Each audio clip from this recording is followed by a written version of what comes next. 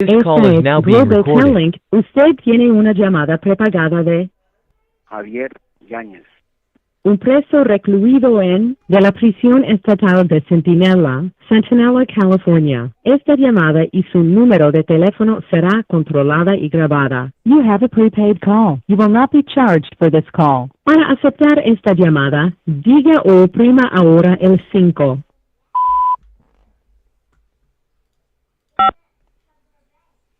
Gracias por utilizar Global Tel Link. Hello. Bueno. Hello, Javi. ¿Con quién hablo? Aquí, pues, Sí, pues ya sabes. señor, aquí yo. ¿Qué dice? ¿Qué de nuevo? ¿Qué dice la abuelita de Batman? ¿Todo bien? Man. ¿Todo chido? Man, no, man. Hey, that's an excellent answer. For like when somebody's talking to you in Spanish, I'm not saying you don't understand, but like for people that don't understand, when somebody's just shooting at you in Spanish, and they're like, oh, see, and they're just talking, and then when they pause, apparently they're waiting for you to say something, right? The perfect response is like, oh, man, like, yeah, homie, yeah. Just like you did right now. But what's up, homie? Does that make sense? That makes a lot of sense, no? Because it kind of sounds like you're trying to figure out, like, oh, yeah, well, you're just trying to guess what he was saying in Spanish if you didn't understand. Es lo que le digo a la Biddy K. I always tell her that. I go, yeah, oh, yeah. También. That's her favorite word. So what's new, homie? Man, so I just, got back home this morning. We went out on a little trip, for the weekend, and we got back and it's raining. It's not raining out there in Imperial County. No, let me see. No, but people are coming in from yard saying it's freezing. I didn't go to yard in the afternoon, but it looks gloomy. It looks like it's about to. It's supposed to be like it's called the Pineapple Express, some kind of fucking atmospheric river or something like that. And supposedly San Francisco had 102 miles an hour wind last night, and it got hella flooded over there. So man, that's fast. That's the fastest I ever heard in California. 102 miles an hour. That's like tornado wind. You know? Yeah, you know what? I was watching the news, and they were saying that there was a lot of flooding, happening out through the state of California. So I think I don't know. You know what? I don't even know if I heard correctly, but I believe what the newscaster said was that they got 1 month worth of rainfall within, I think, a day or so. I think that's sort of what I heard. I was half asleep, when I was hearing the news, but I was like, man, that doesn't sound too normal to me.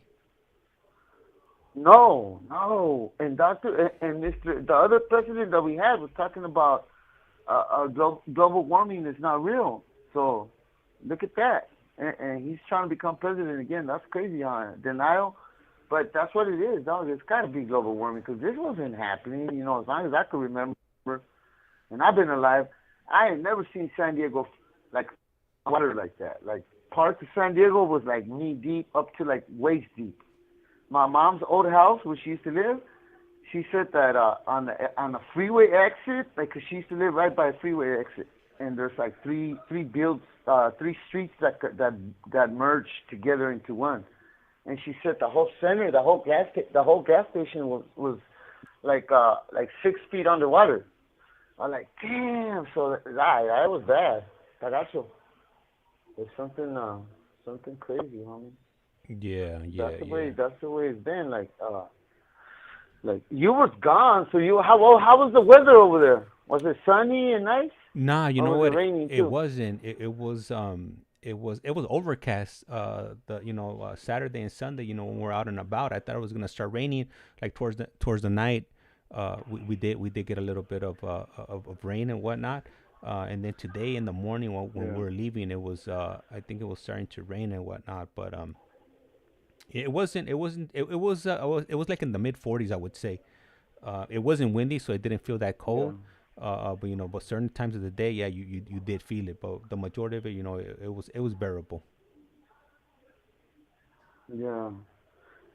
So man, We're back on. We're back. You're on already, right? You're on. Is it on already? Yeah, yeah. Are you on? Yeah, we're live already. Yeah, yeah, yeah. Okay. Hey, so yeah, and you know what? I want to kick it off by saying like, you know, my last week was kind of crazy. And it's crazy right now. I just looked out the window and there's a gang of men in black out there. Like something's going on. But yeah, it's been weird. Like it's been a lot of violence. Like it's been super bad. I mean, not here. Here it's been like, you know, off and on, like, you know, but not as bad.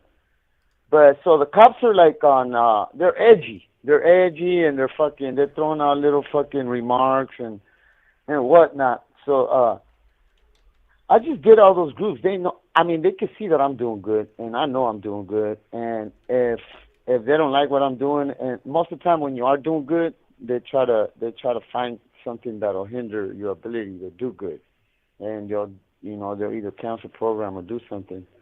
So yesterday when I went to CGA, we had a group at night. It was freezing. I don't really like doing it at night like that, but yeah, we're out there in the night, and on the way back in. Two of the officers that they're cool, you know, they don't bug me, I don't bug them, and you know, we clown around. They make me laugh, I make them laugh, and they like to just, you know, they're cool, they're not bad people. I'm not talking bad. He said a certain remark that I didn't really like, and I didn't react to it. Esta llamada y su número de teléfono será controlada y grabada. I was coming back from group. It was like around 8:20. And he looked at me, and he's like, "What's up, YANEZ?" And I always look at him, and I always clown. I call him the migra. Oh, shit, la migra, and or la mafia, or la mafia. I'm always playing with him. And he goes, "Hey, YouTube, podcast." And I'm like, man. And I ignored it. I'm like, I'm kind of here. And then he looked at me, and I looked at him, and he just laughed. And one of them that he plays hard. He plays real hard with me, like real hard, like if it was an inmate. He goes, "Pinche mentiroso." And I looked at him, and I know why he said that, you know, because, you know, some of the very first parts when I was starting to tell my story, I was talking about how I witnessed a lot of officers putting hurt on inmates that were already handcuffed, and I know there was a lot of that happening. Okay, so these cops are level 3 cops, you know. They probably worked on a level 4 because the level 4 is they got a level 4 in this prison too, but it's a 270 level 4, and a lot of them have never worked on the level 4 180 where you got like people that have nothing to lose and they're willing to take it to them, and you know, so they treat you with more respect, and they don't. A lot of the stuff they hear, they don't believe is real. They think we make it up. So I know why he said that. So I just looked at him, you know, and I'm like, yeah, whatever. Like, you know, most of these officers only been officers like 4, 5, 6 years, at the most 10. I don't see no older OG officers here. Most of them are like in the 30s, maybe 33 and under. And so when he said that, it kind of put a little damper on the little like the little thing that we had, because, you know, there's certain boundaries that I don't cross with them. Like, I don't sex play with them. I don't do no sex jokes with them. I don't say nothing personal. And so I knew he didn't mean no bad by it, but I couldn't help but to wonder, it had to have been in here that is hating, flat out hating, you know, and I think I could single it out. I know who it is, but I don't, it's nothing to me. So whatever is true to them is true to them. And whatever's facts for me, they're facts for me. And if they ever or anybody says otherwise and don't believe whatever I say or whatever, I really don't care. I know it's true. I know it's a fact, but it did kind of rub me in the wrong way, and I'm over it. But yeah, I just thought I'll throw that out there real quick so you guys know. And it's gonna happen, you know. Just like they got the trolls in the internet that you know, they see your name out there, or if you're in a penthouse site, some females that already heard of you or whatever, and they'll just talk shit about you. They'll a bunch of lies. They're just people they have nothing else to do, and they have nothing going for themselves. So they just, you know, their enjoyment is by, you know, talking shit about people and trying to cause some kind of conflict in between two individuals or the whole family or a lot of people, you know. So yeah, that's what these last 3 days were, and I'm still trying to do good. I believe my last on the last time that the last time I was on when I was talking about getting close to pretty much we're almost hitting 2020. I think it was I was in between 2014, 15, 16. I don't know, one of those. And I was still Kern Valley. Like I could not leave Kern Valley. Like Kern Valley was like it was like the Twilight Zone prison. Like once you're there, you're not. It's so hard to leave. And I was eligible. I was eligible to go, and I could have gotten out of prison a long time ago. And you know I always put in the prisons where everybody's fucking up. They're always searching. They're always rioting. And it was you know having to dodge and maneuver and at the same time not get in the way.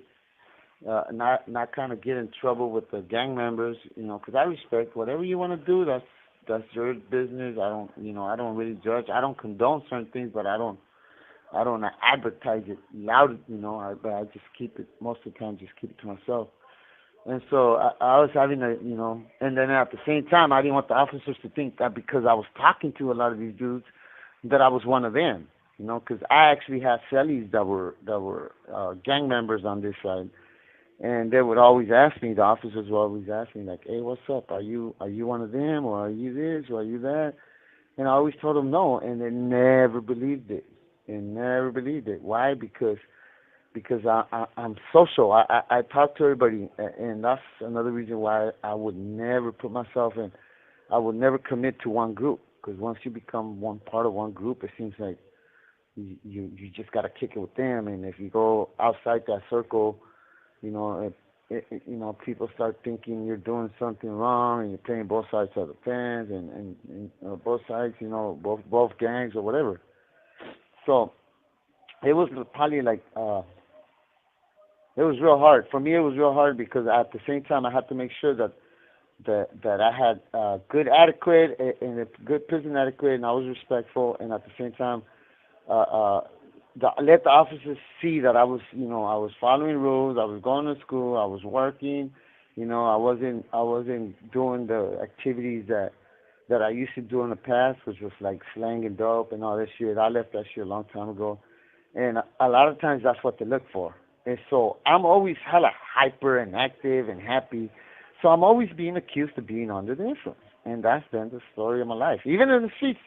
When I would come home, my mom would always smell my hair to see if she could smell weed, if I was smoking weed. Or she would check my eyes because she knew that my friends were all doing drugs. So she thought because my friends were doing drugs, I was doing drugs. So in prison, if I was kicking it with people that are doing drugs, automatically the cops think you're doing drugs. So that's the reason why a lot of times they probably don't believe, you know, if I tell them, though, you know, how long you been clean, Harvey? And I tell them, they probably don't believe it. And I understand why, because they see that I talk to people that are probably dirty or whatnot. And yeah, so I was right there.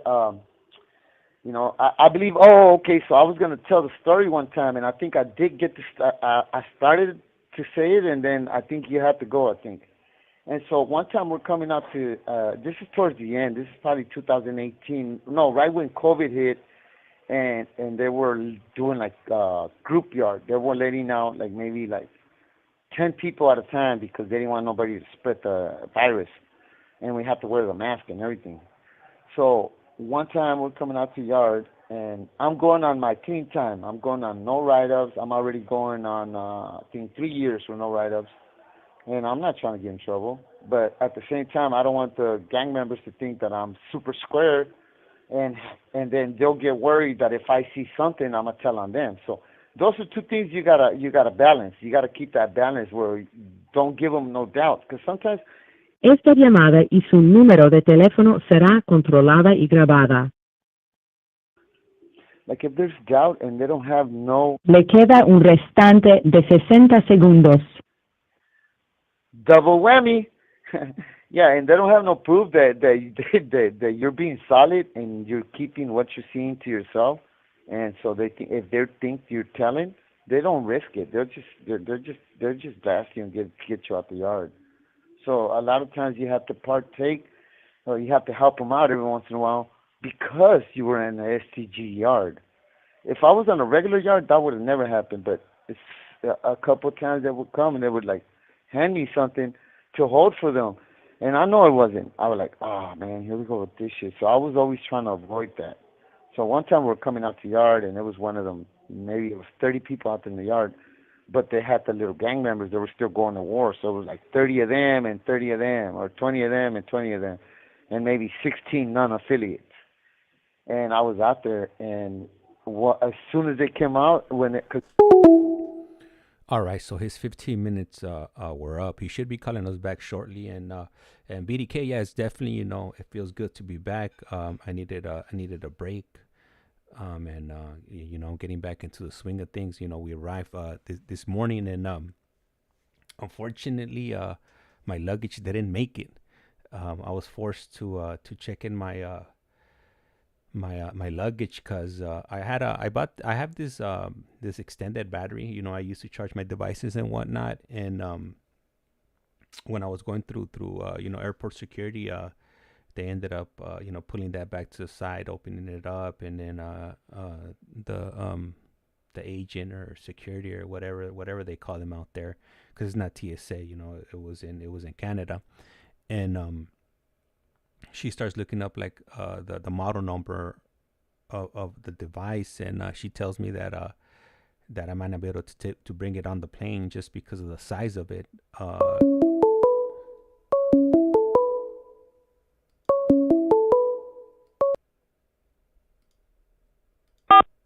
This call is now being recorded. Link. You have a prepaid call from Javier YANEZ. an inmate at the Centinela State Prison, Centinela, California. This call and your telephone number will be monitored and recorded. You have a prepaid call. You will not be charged for this call. To accept this call, say or dial 5 now. Thank you for using Global Tel Link. Hello. Hello? All right. Yeah. Hey, that went by fast, huh? The 15 minutes? Right, Like, yeah, damn. because we haven't been on Yeah. some time. So yeah, definitely right now when you got into the conversation, those 15 minutes just flew right by. It's crazy, fool. Hey, and then I was taking forever to dial back, and I was thinking about the jitterbug. I was like, oh man, he's gonna tell me about the jitterbug. I was like, oh no, and then I accidentally pushed the wrong number, and like, oh yeah, I'm gonna get it right now when I come back. But Hey. yeah, I'm rusty. Yeah. Hey, I'm hella for those of rusty, you dog. for those of you who are not familiar with the jitterbug, I'm gonna go ahead and put it up on the screen right now. So I'm gonna go ahead and hand off the mic to you, and then I'll go ahead and give them a visual on the jitterbug right now. Handle. Okay, so yeah, so we're coming out to the yard, man. We're coming out to the yard, and every time I come out to the yard, my main focus is do maybe basketball or pull-ups, and don't just try to go with like the non-affiliates, because these dudes are at war. Like they've been really going at it for forever in that yard, and that little it's a yard where they got them all put together on purpose so they can handle the business. So if you're non-affiliate, you want to stay out the way. So I'm coming out, and a lot of them know me from both sides. So, it's like, how do I balance this? Like, I don't want these dudes to think I'm favoring a certain side, and then they get mad and they think I finally became one of them, or then the other side, because they were constantly trying to pull you. When you're non-affiliate, a lot of these dudes, if they think you got it in you, and you're worthy of it, they'll constantly try to pull you, and by pulling you, by saying the word pull means they're trying to get you to join their little group. And I never did it. I don't want to get in trouble. I don't judge. If that's what you like to do, you do it. So I'm going across the yard, and one of the dudes came out to me like kind of excited, running, knowing that like he was so sure I was gonna help him. And I seen him, and this is one of the dudes that I talked real good. And he hands me a tank top, and as soon as I grabbed the tank top, I felt the weight on it, and there was like maybe 4 pieces. There was four weapons in that thing, and they were all in plastic. They were in plastic because they were like plastic knives, but they were pretty solid, and the reason he handed them to me is because I guess when he was coming out, and get this, he had just gotten that shit out of his fucking ass. Like, he had him keistered in his butt. I'm like, what? So as soon as he came out the building, he squatted and he pulled them out of his ass and he put them inside a glove. And I guess he panicked. But he was already made. They had already seen him. But I'm not knowing this. I'm not knowing the cops seen the whole thing. So he comes up to me and he gives them to me. And as soon as he handed them to me, they yelled, "Y'all down!" The cops started screaming, "Get down, get down!" I'm like, "Oh shit!" So I got this tank top and I know there's weapons in them. I'm like, "Oh shit!" So I just threw it to the side, like, "Fuck that! I'm not gonna get busted with this shit." And they came straight to me, the officers. And they came straight to me. And luckily, like, they seen the whole thing. They seen that this dude came out, he put it out his ass, and then he ran to me and asked me if I could hold it for him until they get ready to do whatever they were going to do.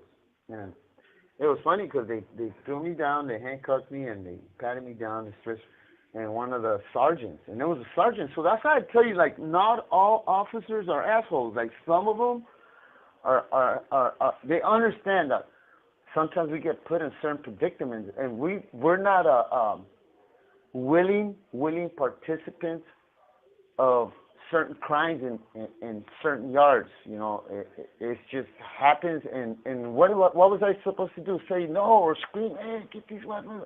No, I'm gonna get hurt. I'm gonna get killed. I'm gonna get stabbed. So the best thing for me to do is take the tank top and then. This call and your telephone number will be monitored and recorded. So the sergeant came and he told me, "Hey, YANEZ, do you got any more on you?" And I'm like, "I don't even know what you're talking about." And he's like, "Yeah, right, YANEZ." The way he said it was like, it was kind of funny because he's like, "YANEZ, I know you're with it. I know you know, they know that I'm willing to help people at times if they really need the help, that I'm willing to sacrifice. But not willingly. Like, I don't want to do it. But what do you do? These administration puts you in the yard with these dudes. And I'm not a gang member, but they put me in yards with gang members. And it's called STG-1 and STG-2, security threat groups. So I'm a security threat group 2, part 2. Like, I guess the difference is the ones with the /1, is the gang members. And then STG-2 with the /2 is just people that are known to be violent. So my past put me there, right? But I'm already going on 7 years, you know, at that time 3 years, with no violence at all. So why are you putting me in a prison where, you know, the possibility of being something violent happening there and then me messing up my clean time again? So I guess it's a way to test your tolerance and to see if you could actually, you know, be around things and know how to, you know, how to maneuver and get out the way and not get involved. And that's what I kept every day I would do. If I went to yard, I would make sure I don't get in trouble. But it would just happen to you, like out of nowhere. You know, most of the time when it happened, it was just spontaneously, like, "Hey, can you hold this real quick?" I'm like, "Oh." I want to say no, you know, but then when you say no and you keep saying no, they start to doubt and they start to think that maybe you're working with the popo, maybe you're a confidential informant, and when people are getting busted with dope and knives and the building is getting rushed and the gooners are coming to the building a lot, you become to be one of the suspects. So I didn't want to get stabbed. I don't want to get killed. So I never wanted to be suspect. So every once in a while, I would help with, you know, real quick things, you know, and I wish I didn't have to, but, you know, I'm right there.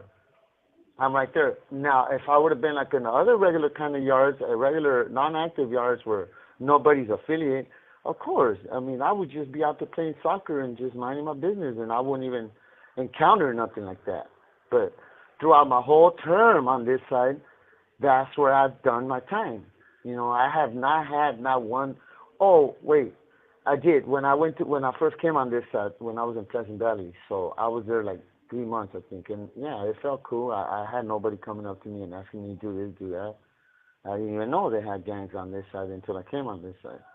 But Yeah, so I mean, this was happening like every time I went to day room. Sometimes I'd be out there in the day room, and the gooners will rush the building, and, and they'll hand me all their syringes, all their dope, all their knives, and I'll be like, oh shit, like, and I'll be in there just hoping they don't come pat me down, hoping they don't strip search me, and then I would go and tell them like, hey, my boy, like, please don't do that. I'm going aboard. I don't want to be an asshole and throw this shit in the trash or flush it.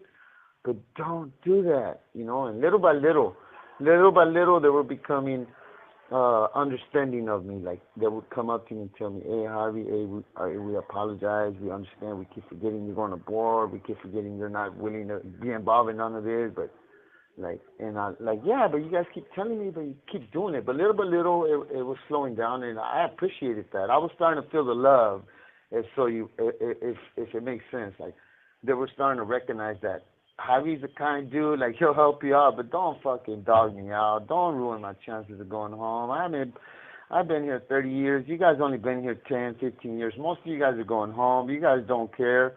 And, yeah, most of these, probably 80% of the gang members here are going home. You know, and they go around and, you know, messing up the program for us. But that's what happens, man. And I'm still trying, man. It's like every day is something. You know, today I went through something, and I went about it pretty good. And it's like, it's always a challenge. It's always staying focused when you're stepping out the door, and making sure that you don't get in trouble, and that, you know, it's like, I guess, making people happy, making sure everybody's got their little smile face on, and everybody's, you know, everybody drank their coffee, nobody's having fucking withdrawals or little coffee withdrawals, and I offer every once in a while, like, hey, you need some coffee, when I see them kind of frowning or whatever. And, yeah, so Kern Valley was, I believe after that, so after they patted me down and they found no more weapons, they resumed the yard right away. I've never seen nothing like that in my life in prison, ever. Like, usually when something like that happens, they don't know, they don't want to risk it, they found knives in the yard or on a person, they'll recall the yard and they investigate. But the only thing I could say is that maybe the officers there were in agreement to let these dudes, you know, get it out the way. If they're going to fight get it out the way, because there was tension every day. And I understand, yeah, get out the way, man, so we could enjoy our little yard, man, without having to be on our toes and without having to worry about, you know, something coming our way or something going their way. And it was crazy, man. Like, every time I think about it, like, man, I couldn't leave that prison. And then I was always making sure that everybody knew I was not affiliate. I know they would ask me, like, I would go to school and one of the other gang would tell me, Javier, what's up, man? Did they pull you? Are you one of them now? I'm like, nope. And then when I go to maybe the law library or to day room, one of the other groups would tell me, hey, what's up, man? You want? I'm like, no, I'm not gonna do it. I'm never gonna do it. I'm too old for that now. My focus is to go home, you know. And you know, it's just crazy. And a lot of us go through that. A lot of us, there's a lot of dudes that can't handle the pressure. They get so paranoid and scared that they bounce. But I say a lot of the dudes that bounce like that and disappear is because they got skeletons in the closet. Like, they got maybe funny cases, or maybe in the past they got, who knows. But matter of fact, I got this other story I'm gonna say. Two days ago we were out there running, and me and my homeboy were sprinting, and we went by this one dude. And as soon as we went by him, we took off real fast, and he panicked. He thought we were gonna rush him, and he turned around and he kind of like kind of posted up, like brought his fist up, and like we just looked at him. I'm like, oh yeah, he got skeletons, because we were just jogging, we were just running by him. He was walking on the track, and we happened to be running by him, but we took off real fast. I guess the sound of the shoes or the tennis shoes and the fast movement kind of startled him, and it was funny. As soon as we passed him, my homeboy told me, hey, did you see that? I got hella scared. I'm like, yeah. This call and your telephone number will be monitored and recorded. But yeah, and I want to send my little saludos to Richard and Iceman and everybody that listens. Oh, also, and I want to say this, man, and I'm gonna say it every time because now I'm gonna be so always wondering if who now that they told these dudes and if these cops are listening or whatever, that we're doing this for good, man. Like this is for good. This is so I could share my story, so I could tell people what happened to me, so maybe it won't happen to you. It won't happen to your kids. It won't happen to your cousins, your little sisters, whoever. But yeah, like it's like doing a group. You know, I just barely got my first certificate, and everybody trips out in 30 years. Like, damn, your first certificate? Yeah, you know, it took me a long time to program because I was in nothing but lockdown joints. So right here, I'm going to 3 groups. I'm helping. I'm going through my little self-help programming thing, and it's all for the good, man. Like I just did that alternative to violence. It was a 3-day workshop, and I seen, you know, some of the toughest dudes, inmates in here that I'd never talked to, and they put us in this room, and I seen them get like real sentimental, like that. Like they were talking about the victims, and they actually felt so bad for them. You know, I actually seen tears, and I actually heard a couple sobs when You have 60 seconds remaining. and they were asking for God for God to forgive them, and a lot of these dudes, you know, and you can see the sincerity, you know, because you're in prison, you know, you're supposed to have that tough man persona. You're not supposed to cry. You're not supposed to get emotional and all that. But man, I got a taste of this group, and I didn't know that I was gonna get this kind of feedback and this kind of feeling from going to groups. So now I hear it a lot, and it's helping me open up. And who cares what these cops call whatever I say a lie or whatever? I don't care. If dates don't match and they ever say, oh, YANEZ said he was in this riot on this such and such, but he wasn't there. So what? It was a typo. It was a typing error, whatever. But, like, they're going to always try to shoot me down, and they're going to try to discredit us because we're doing something good. You know, the more bad we do, the more they job security for them. All right, so he should be calling us back. Shortly. And Biddy K, I'm reading your message right now. Yeah, that is true. Yeah, so the group of gentlemen that I do bring on, it's people that I feel, or that people that have been recommended to me that are really looking for something, you know, different, you know, in their life. And the reason, you know, they're sharing these stories or their journey is just, you know, just to let people know, you know, what they went through and why was it that they, you know, they took the route that they did. I know a lot of people. Hold that. This call is now being recorded.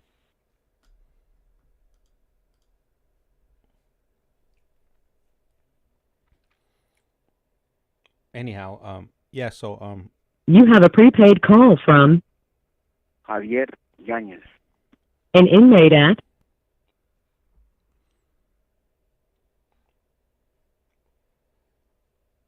all right, the system. the Centinela State Prison, Centinela, California. This call and your telephone number will be monitored and recorded. You have a prepaid call. You will not be charged for this call.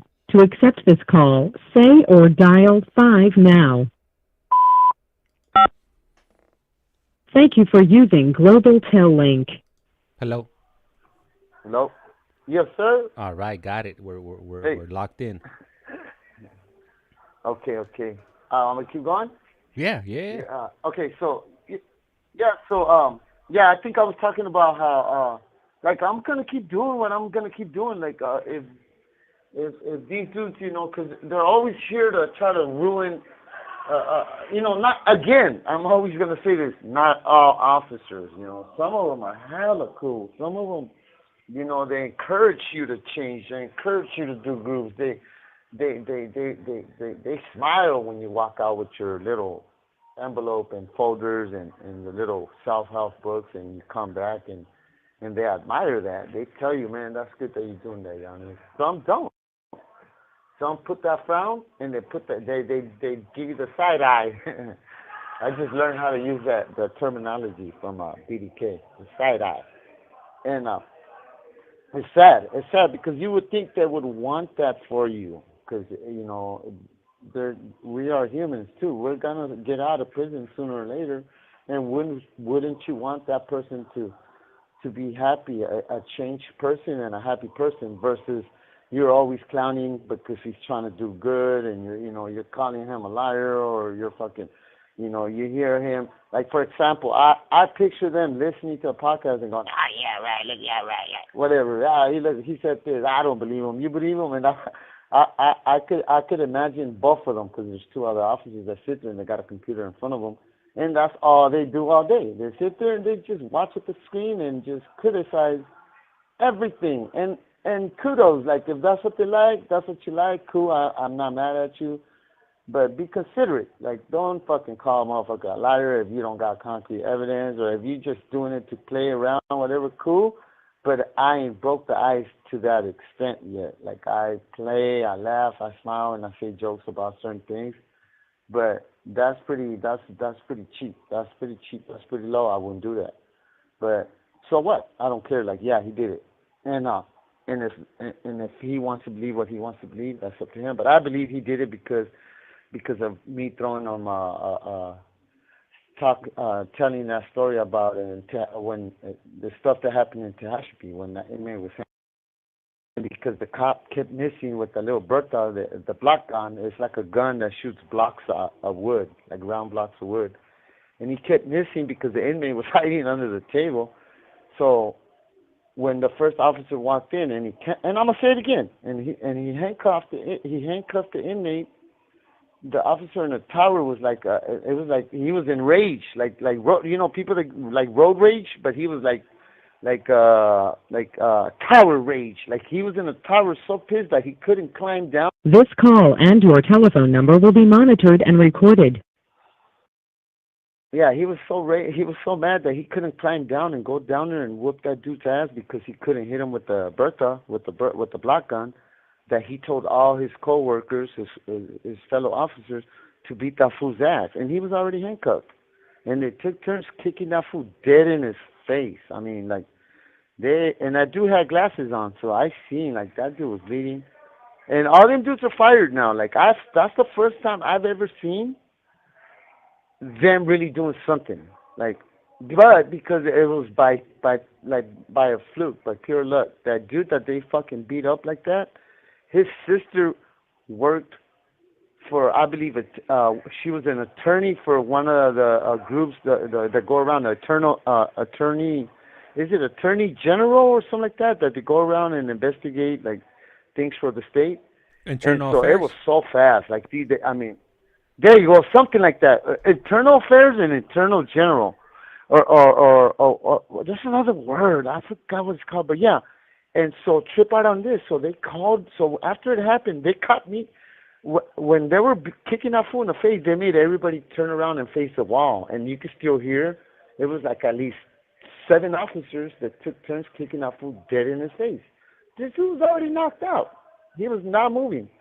And they caught me looking, and they came and they put one of the foot on my neck and told him, "What's up? You want some too?" And I'm like, "No, like I'm sorry." Like, and he's like, "Well, turn around. It's got nothing to do with you. It ain't none of your business." You know, and we were everybody was scared. Like, we couldn't believe we just seen that. You know, and after maybe a month and a half, Attorney General, yeah. Attorney General, there you go, Attorney General, and it came, and it was also Internal Affairs, both of those groups, and I believe it was some FBI and some. It was like a humongous investigation in Tehachapi in 2017. Yes, 2016-17, and they were interviewing one by one the inmates, but it was funny the way they would call you out. They would announce it on the loudspeaker as you going to medical. They'll say, "Yanez, you going to medical." I'm like, I didn't put in a sick call slip, or I ain't got an appointment, but I already knew it was suspicious. So on the way to medical, they will snatch you up. Like the officers from the street, they're like, hey, come here. And they'll take you into the visiting room. You're like, hey, I got people that want to talk to you. I'm like, what's up? Because I was a porter, so they know I've seen a lot of stuff that happened there. And I was like, yeah, what's up? And when I walked in, it was so, man, there was like people, they made business. I mean, they had the typing thing. When you go to court, they got that clerk that's typing on a weird-ass, like a typewriting machine, but it's like how they do the transcripts when you go on a trial. And they had a soundproof room, and they had like real, they meant business. And they're like, hey, Mr. YANEZ, and they asked me about the whole situation. And I was scared. I refused to say it. I was like, hey, you know what? Hell no, I'm not gonna be a victim, you know. And they're like, YANEZ, we know, you know, man. We'll protect you. I'm like, nope. And they kept calling me. They kept calling me because they knew out of that whole group, and I guess they could sense. And they would tell me, they're like, hey, YANEZ, we already heard, like, you're a kind dude, like, you're a nice person. You know. One time I seen the reason they said that is because one time I seen a counselor going across the yard, and she was having, like, a seizure. And I yelled. I was scared for her, and I yelled, hey, and I yelled to the COs, and they ran in, and they got her, and they saved her. I don't know if she was having a heart attack or whatever. So they put that on your chrono, like, hey, this dude's done this, so maybe he's a good candidate for him to testify and help you guys convict the corruption in this prison, you know. And I didn't want nothing to do with it, man. And maybe it's part of that still follows me, because every so often I get officers that are so evil to me, like, and I'm like, damn, you know, I didn't cause much of a damage. I just said, yeah, I seen them do like things they're not supposed to do. You know, they got that green wall flag, that, you know, because they got a gang, you know, on this side of the fence, not the non-active side. These cops, they play gang stuff. Like, they're actually, you know, I don't see it here, but when I was in the level 4 and when I was in Tehachapi, they had a green American flag, you know. The stars were white and the stripes were green, and there was a green wall gang. So, yeah, I don't know how I veered off course into this, but I think okay, because I'm trying to give an example of how there's good officers and there's officers that they're just flat out evil and mean, you know. They're like, for no reason. I mean, you could do nothing. I mean, I've seen officers walk around and just they look for something. Like earlier, there was an officer that was going around telling everybody, pick a cup in the house. I'm like, why we can't have a cup in the day room? And it's like they make a new rule every day. Every day is a new rule, and and those are things you can't even argue with them. It's the officers, whatever they say goes. So you got to do it. You know, they made me take off my hat. I'm like, I wear my hat on the day room every single day, but this morning, that fool told me, hey, take the hat back in the cell. Everybody looked, and they looked at me, and I took it in the house. I didn't want to argue with them. And I follow the rule, and you know, I try not to get under I don't try to get on their little bad news list or whatever, you know. But yeah, Tehachapi and Kern Valley was vicious, man. And the funny thing about that Kern Valley is that a lot of the officers that I would see do like kind of faulty, unnecessary stuff to inmates. They would always tell me like, "Hey, YANEZ, what's up, man? You didn't see nothing, right?" And I'm like, "Yeah, man, I didn't see nothing." I'm like, "All right." And then later, these dudes would be sergeants or lieutenants.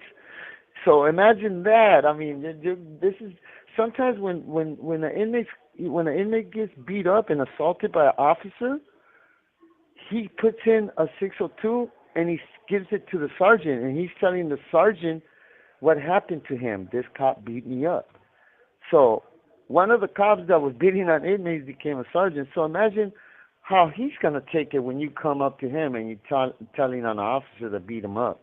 Because 80% of the time when they're yelling yard down, staff assault, no, it's not the inmate assaulting the staff.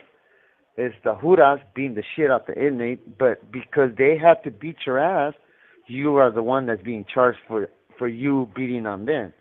even though you didn't lay one hand. The only thing was probably refused to get cuffed, and you probably just shoved them out the way, or not, or you just refusing to put your hands behind your back. They call that assault on the officer. It's crazy, but that's why I don't go against the grain, man. Like as soon as they tell me anything, I'm like, yes sir, yes sir, okay, yes sir, sorry sir, yes sir. Like anything you say, and I smile, and they laugh at me because they know. They're like, yeah, this is one smart inmate. Like he's not gonna give us a reason. And even if they're, I've had close calls. I had close calls. But Kern Valley was it was vicious, man. Like, so I not only did I have to worry about the officers wanting to, beat me up or set me up, or I had a good rapport with most of them. So, like sometimes I would fix they have their little microwave in the office, and they bring the lunch, and they gotta heat up their food. And if the microwave don't work, they're gonna eat cold food. So they will put me on my cell, and I will go in the office, and I'll pull out the microwave, and I'll sit down on the floor with my legs like Indian style, cross leg right there, with a big old microwave in front of me. This call and your telephone number will be monitored and recorded. Not knowing how to fix a microwave, but I would want to do it so I could show them, like, look it, I'm cool. I'll even help you guys. Like we're all human. We can all help each other. And I would fix their microwave. I would fix their little miniature refrigerators, their fans, their TVs, because they had TVs in the tower for football day or for sports, and and they had the little appliances just like we did. And guess what? Their stuff breaks too, and I was the one always going around fixing their stuff. So I had a good rapport with them.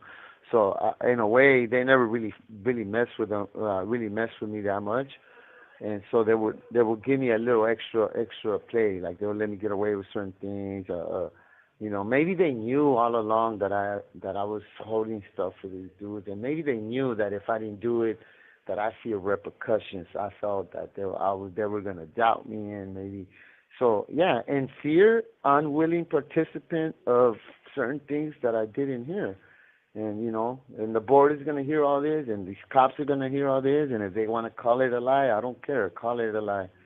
But that is my story. My story is my story, and So, but yeah, it's a lot, man. Like it's a lot. Like I try to sit here and I'm like, man, well, how much can I tell these guys without getting these officers kind of mad at me, or how much can I tell these guys, or how much can I say without getting certain groups of people mad at me, or how much can I say without sounding like or how much of this could actually sound believable, because my whole life in prison, I never really talked about my case to nobody because it's so crazy.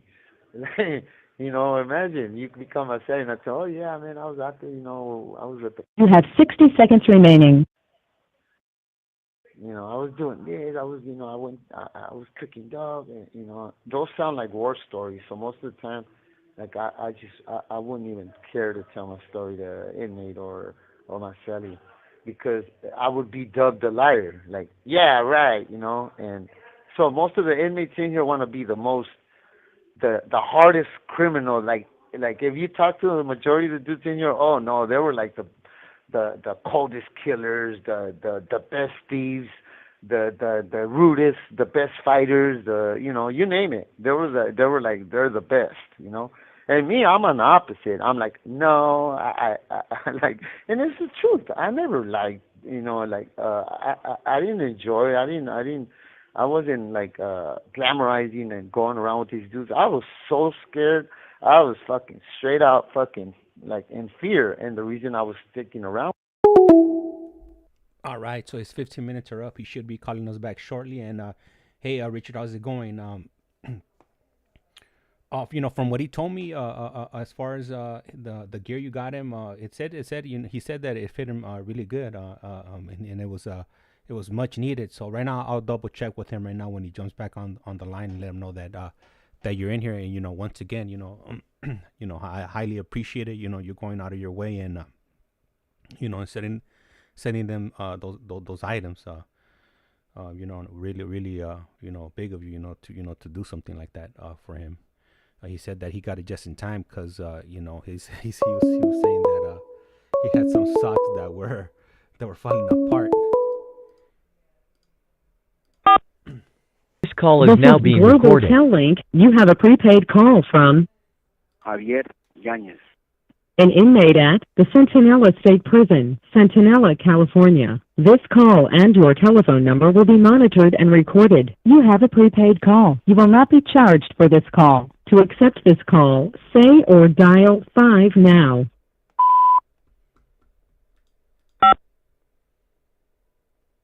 Thank you for using Global Tel Link. Hello, Javier. Hello.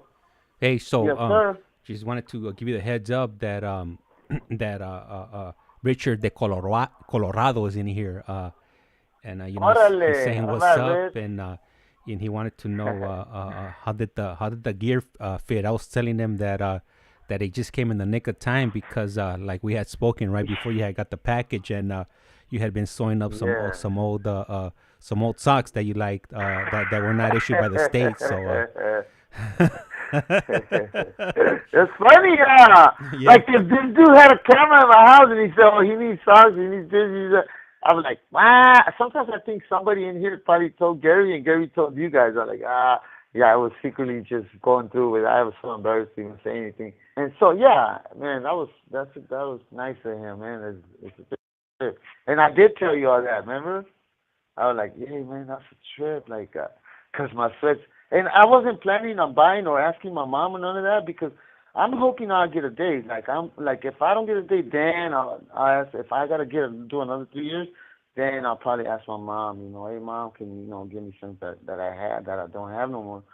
Because like I said, a lot of my stuff got stolen when I went to the hospital. But yeah, that's something, and it fit perfect. Like I went to the night group yesterday, and I was wearing them. And man, it's a trip. Like I forgot how warm when they're brand new. How warm they could how much they could insulate your heat, the body heat, right? So, yeah, man, un chingo de gracias, Rich. that's right. You Yeah. heard that? Hell yeah. Yeah. Like I was telling them, not anybody, is gonna do that. Go out of their way, to set Yeah. you up with a package. So that's huge. Huge gesture that he did on his part. So really appreciate it. Yeah, really, for reals, man. Like, and my mom told my mom about it, and man, like sometimes like there's no words. It's just action. The action he did, and my action is like, man, I wish I could reciprocate. And you know what? I don't have, and I always tell my mom this, and I think I've told you a couple of times, Rich, like James, that if I had that one person, that go-to person where I could rely on that person to send her, like, hey, here, send this drawing to this address. Here, send this address to the, and I'm very I'm very respectful when it comes to asking for people. Hey, give me your address, because I know a lot of people don't like to give up their address, so I don't like to ask for the address. So that's the way my parents taught. Like even some of my mom's, some of my aunts and cousins' phone numbers. I don't like if somebody wants to give it to me, I like no. Ask her first. Like my cousin tried to give me my aunt's one of my aunt's phone number that just moved over here, and she goes, hey, she just moved over here. Here's her number. I'm like no.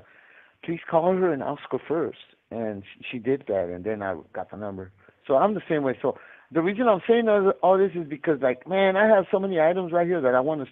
Oh, I did talk to Presidente, by the way.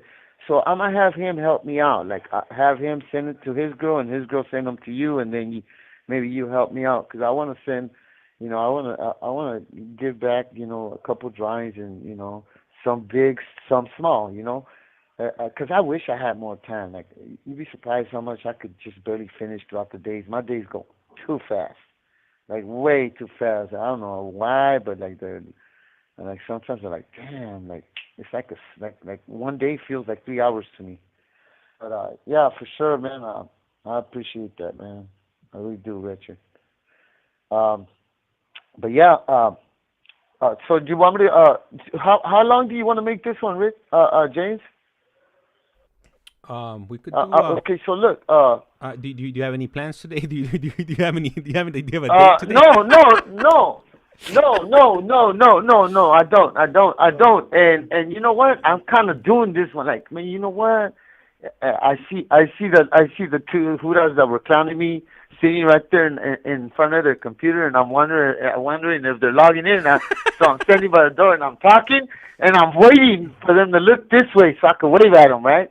And so yeah, and I'm on here and I'm like, yeah, what, man? Like, oh, one other thing I want to say is, like, people around here walk around so paranoid about their every move, man. And I am not gonna be like that because, okay, look, so not long ago, I'm gonna say what, 7 years ago, lifers started getting out of prison, or 6 years ago. So everybody wants it. So everybody's hella paranoid. Don't do this. Don't do that. Don't say this. Watch out for this. Watch out for that. Watch out for this. Oh, hell no. And they walk around so paranoid about their everything. And they even tell me, hey, Javi, watch out what you do. Watch out what you say in the podcast. I go, what, homie? Like, I'm not going to live all paranoid and worried. Hey, homie, if I'm not going to be me, the real me, and have to put up a front and just so I can impress, like, the board or certain people, then maybe if they don't feel that I'm ready to come out, that's why I tell everybody, like, I'm not gonna be all crying and depressed, because I'm not a depressed, crying person. Like, I'm happy living, just living, whether it's here or out there. Of course, I would love to be out there, but, like, I'm not hurting. I'm not in here like crying and begging to get out. Like, I want to get out, yes, but I'm not gonna be walking around being hella paranoid of what I say, what I do. Of course, I'm not doing nothing, out of the ordinary. Like, I'm not doing drugs, I'm not fighting, I'm not none of that, But, like, I hate that part, Like, even when you go to store, like, oh man, when you go to store, make sure that, like, if they overgive you items, give them back, because that's manipulation. I'm like, bro, come on, huh? Serio? So you mean to tell me if I order a case of soups and they accidentally gave me an extra soup, I'm going to walk all the way back to the canteen and say, hey, here, you guys gave me extra soup. Nah, it was meant to happen, homie. Maybe they burned me in the past, because I've gotten burned in the past, I've gotten a bag of chips missing, and I didn't go and claim it, So it's just, everything lands in certain ways, and you just take it and push forward. And that's who I am, man. Like, man, you don't know how much. Sometimes I don't even like going to the game because we sit down and we're talking about preparing for board. And I have all my remorse letters. I have my letter for the victim, and I'm shy about my writing because I got ugly writing, and so I haven't shared it with many people. But I do write, and then they get hella serious. This call and your telephone number will be monitored and recorded. They're like, be careful, don't say that, don't say it like this, don't say it like that. And I'm like, man, I'm not going to do that. I'm going to say it. I'm going to be in there, and I'm going to be me, And I think sometimes that's the best way. Like, I haven't had a full hearing all the way completely, because every time I've gone, up into these last 7 years ago, but before that, every time I've gone, I've had maybe some kind of violence. One time I went, like, okay, when that incident with the wheelchair, when I started doing the wheelchair, I went to board 3 weeks after, and I was in the hole. So I walked in there, and I was already knowing I wasn't going to get a date. I was handcuffed. I was fucking, I had the shackles. I had the white ATSEG uniform, and they're just staring at me in disbelief that I'm even willing to go to board. They're like, how dare you? You should have just signed the petition to waive or a petition to stipulate. So I went in there and I told them, hey, I just want to get a feel of it. Like, I want to see how you guys are and what do you guys want to do and all that. Yeah, of course, I know I'm not going to get a date. I just got a saw with a weapon or whatever. And but I'm here and I'm learning, and I'm, that way they can see my change, my growth. People don't change from one day to another. It's slowly. And then you got the people that straight manipulate the system, and they're going to get every single certificate, but they're not really doing it by heart. You know what I'm saying? They're doing it by because they want to go in there with like 100 certificates. They want to, you know, and the board recognizes that too. They're like, oh yeah, that's too much. So sometimes when you're yourself and you're real you, you're real authentic you, and they know that you were fucking up, and then you continue to be you. Don't then all of a sudden just not do nothing, you know, because it's just tapering off your violence into a good person, and that's why I want to believe. That's what I believe I am. Like I tapered myself off of the violence and turned into, I believe, not only because I'm trying to get a release date or because I'm trying to get home. I'm mainly trying to get right with God. I do not want to burn in hell. I believe in hell. I believe in God. I believe there's a devil, and I want good for me. If I didn't have a life in this little trip right here, this in Earth, and if there's another one coming for me, like I can't wait to find out, and I'm trying to earn it, you know. So if the board is not going to let me out because of whatever they want to believe, well, at least I'm trying with God, you know, and I'm trying to be nice to people. I'm always trying to be, you know, I'm always trying to do my good deeds, and I don't do them because I want people to see. They just naturally just come out, you know. I just do them, and people point them out to me. Sometimes I don't even notice doing it. Like, yeah, I would have done it, and there's other people like, oh, I wouldn't have done that. I'm like, what? This call and your telephone number will be monitored and recorded. So I want to say that, like, that's the difference between me and a lot of these dudes, because a lot of these dudes are a trip. Like I've had tellies that laugh when they see people get ran over on the news. Like, oh, this dude was walking across the street, and because he wasn't looking, he got hit by a car and he died. And he would laugh, and I would look at him and go, are you serious? What's so funny about that? And he's like, oh, the dumbass should have been looking. I'm like, oh, okay. So, yeah, but I'm a work of progress, man. Like, I'm slowly becoming. Oh, also because I'm getting old. Like, how many times do you see an old man in their 50s or 60s being bad? Like, I don't see it a lot. Do you guys? I mean, unless they're doing it in their house, and they're hermits, and they're in maybe bad. The only I see an old man doing real bad is probably just stuck on porn or something, or drinking all day, or. But as far as, like, you know, being actually violent and thieving and committing a bunch of crime and fraud, yeah, it happens. But, you know, their little so-called algorithm or something like that, algorithm is something that they analyze your past, they evaluate your past, and they predict the future. So that algorithm is telling them that I am likely not to recommit a crime, not only because of the time I've done, but because of my age.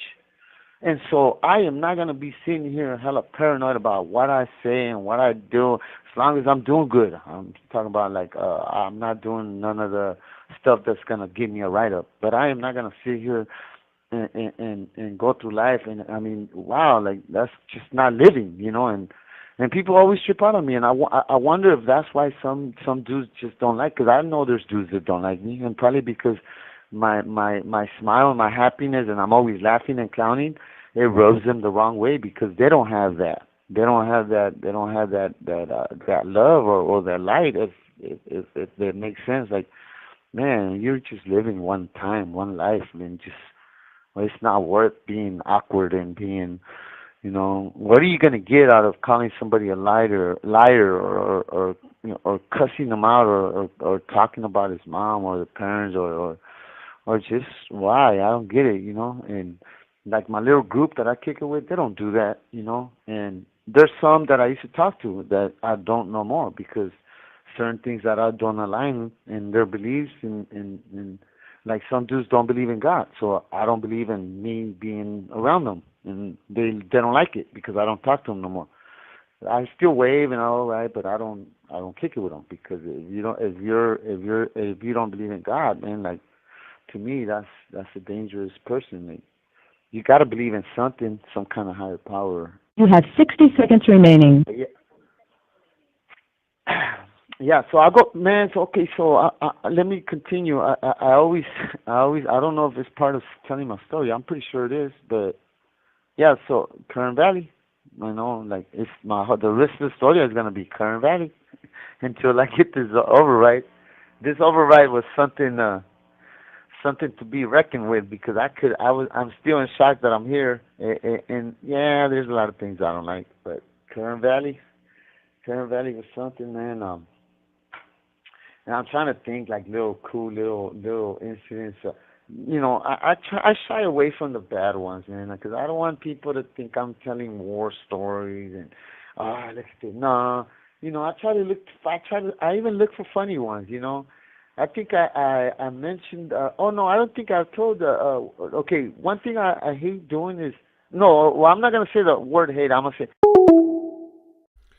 All right, so the 15 minutes are up right now, and I'm gonna ask him right now when he calls back if he's gonna go to day room, so like that we could possibly run a video visit today, a 15-minute video visit. But I'll confirm with him today if they are gonna be going out to a day room because I know the last few days they've been canceling a day room. I guess there's been a lot of issues with whether it's in that prison there or surrounding prisons or just in prisons in general in California. So they've been on modified program or lockdown or whatever they call it. I'm not even sure what they call it nowadays. So, but if they have day room today, then I'll go ahead and set up a video visit with him today.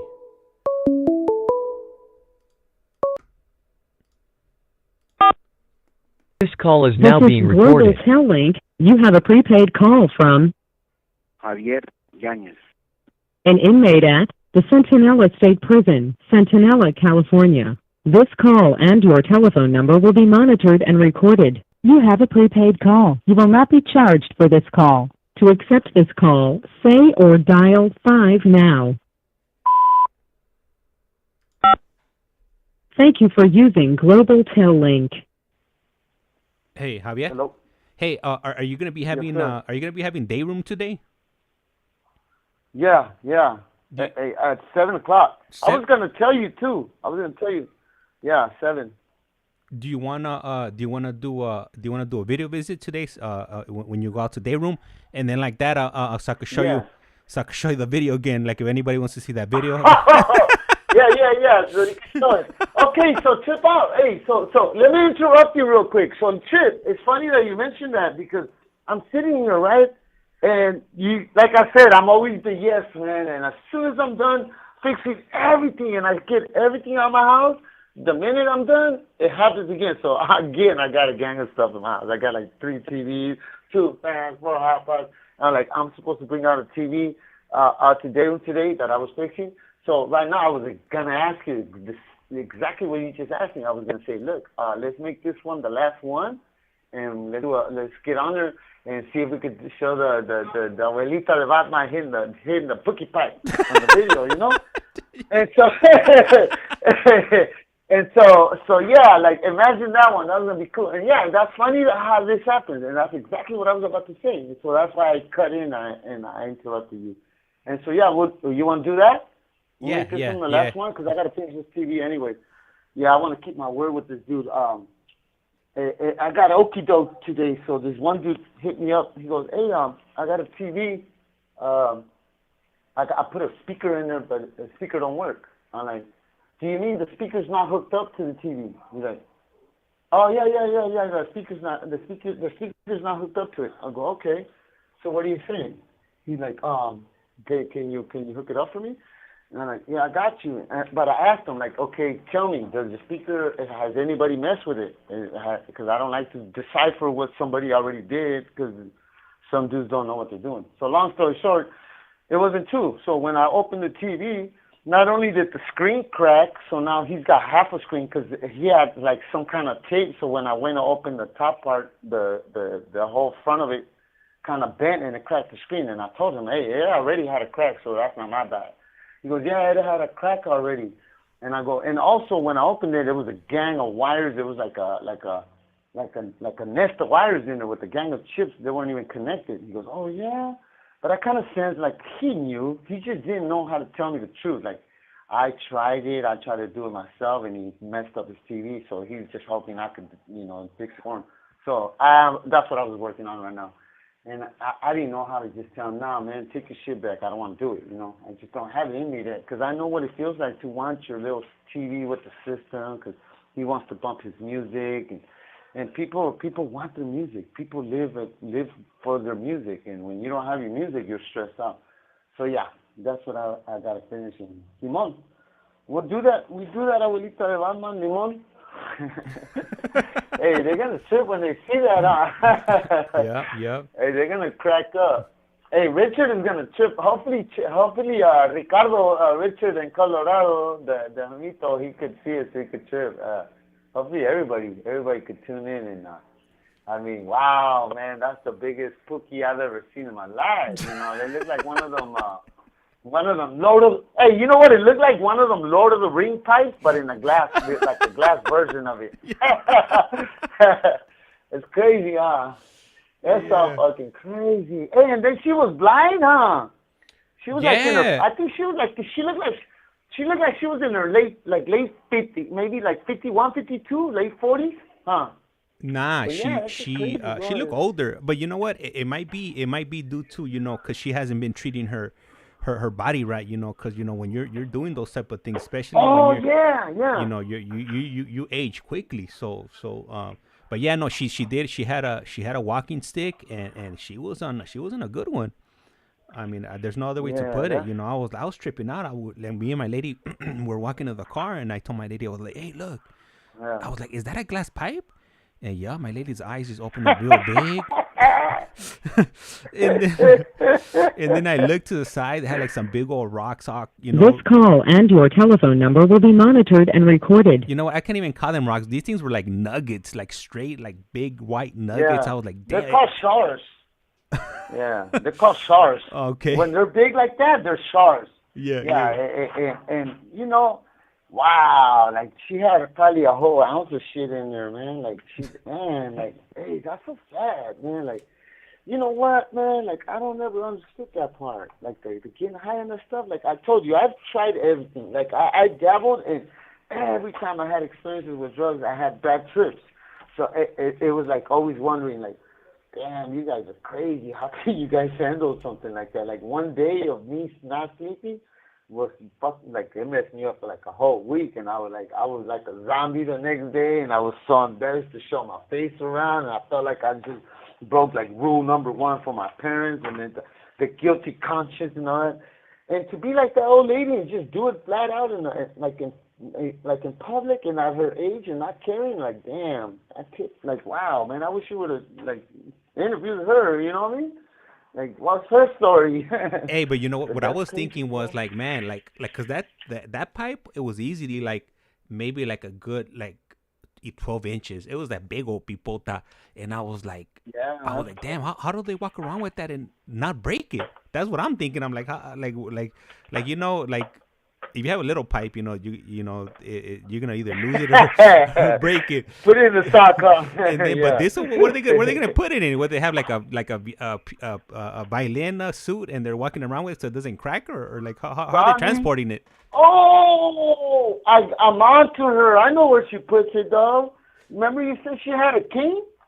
Did she say she had a walking stick? No, it's not. It was, you know, well, it was those sticks that, you know, blind people walk around with, so they could like, I guess, like, if there's something in front of them, like, they could hit it, or if there's like a curve, like, they could feel, you know, that there's like an object in front of them. So it's one of those.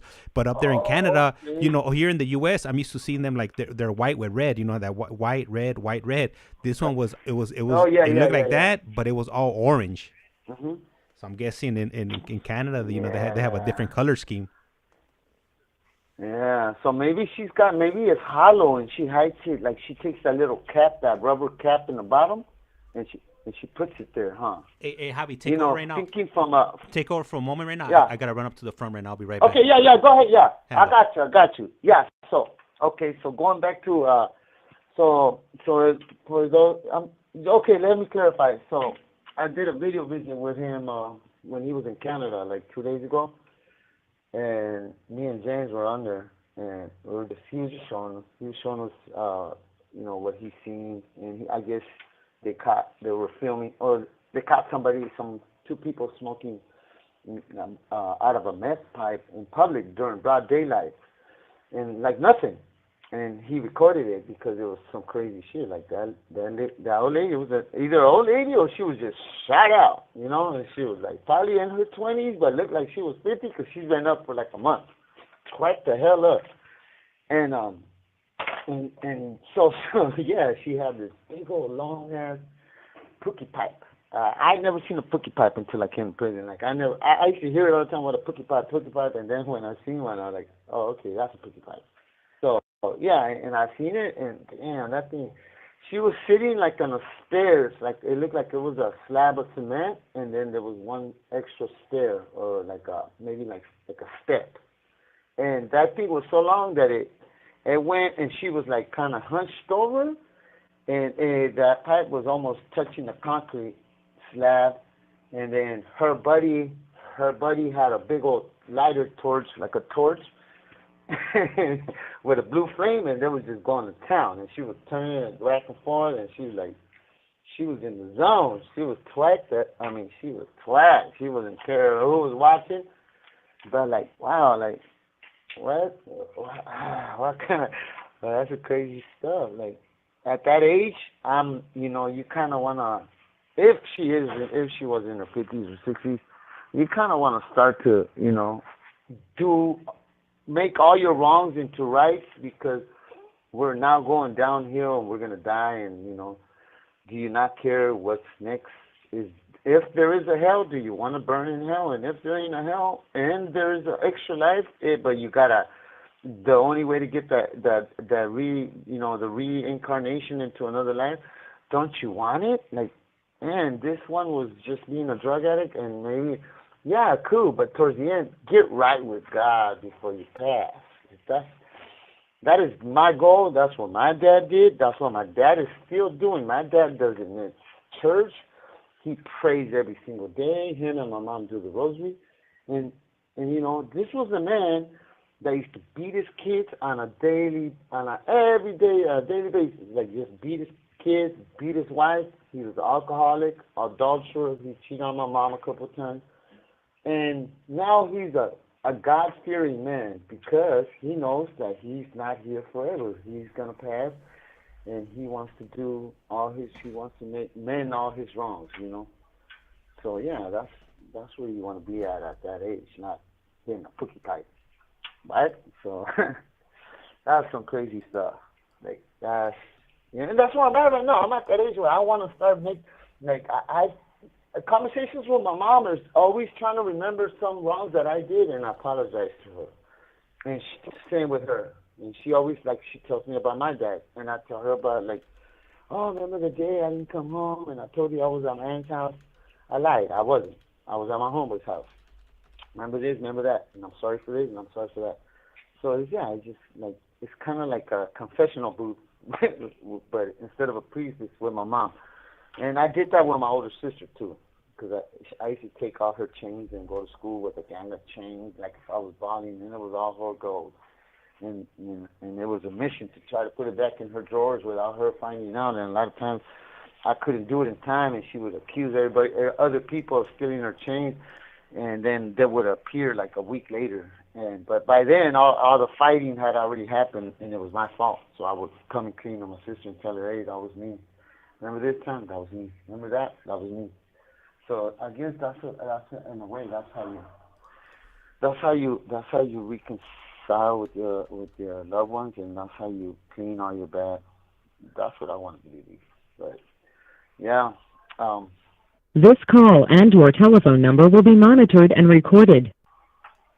Man, what else? I wanted to say something.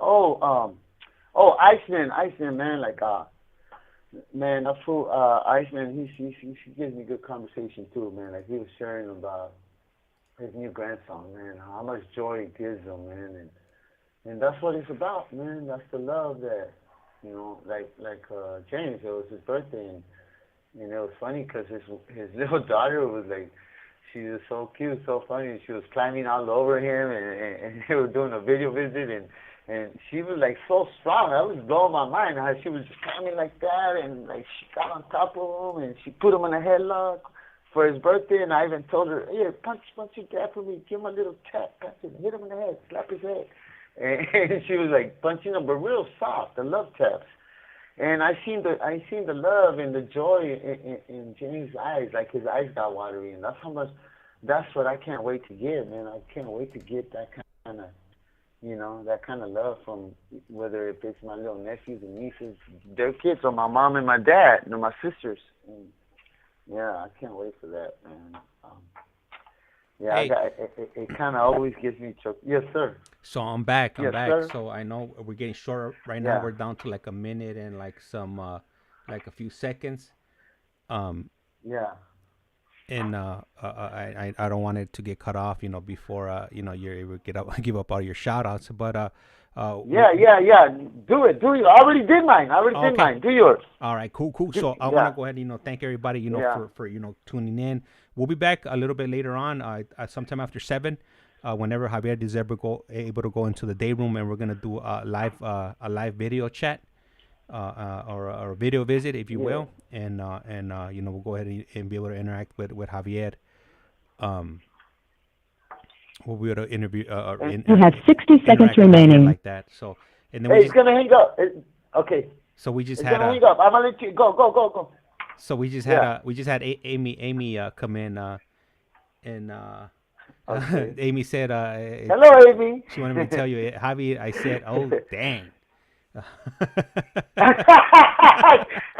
I was laughing. I call her Giggles. That's Giggles. That's gonna be her handle. Amy like Giggles, because every time she answers, she's giggling. But that's her joy. That's her happiness. But That's yeah, right. man. Hey, it's gonna hang up. If it does, man, kudos. Thank you, Chingo. That's your story. That's your James and Simon. I'll see you at 7:15. I think we got 2 seconds. 1, 2, right there. Watch But, but call me before you do I the video will. visit, so I know Okay, I know yeah, to expect it. For sure. I'll call you like 20 minutes before. Okay. All right, cool, perfect, thank you. All right. I will watch you later. All right. So I'm gonna go ahead and cut the stream. Appreciate you guys coming in. Everybody came in and showing support. Really appreciate it. But we'll be back. We'll be back at sometime after 7 o'clock, and we're gonna go ahead and do that video visit. And like I say around here, life's like a candle. Once you blow it, it's lights out. And with that being said, I'm out of here. You guys go ahead and enjoy the rest of your evening. Thank you.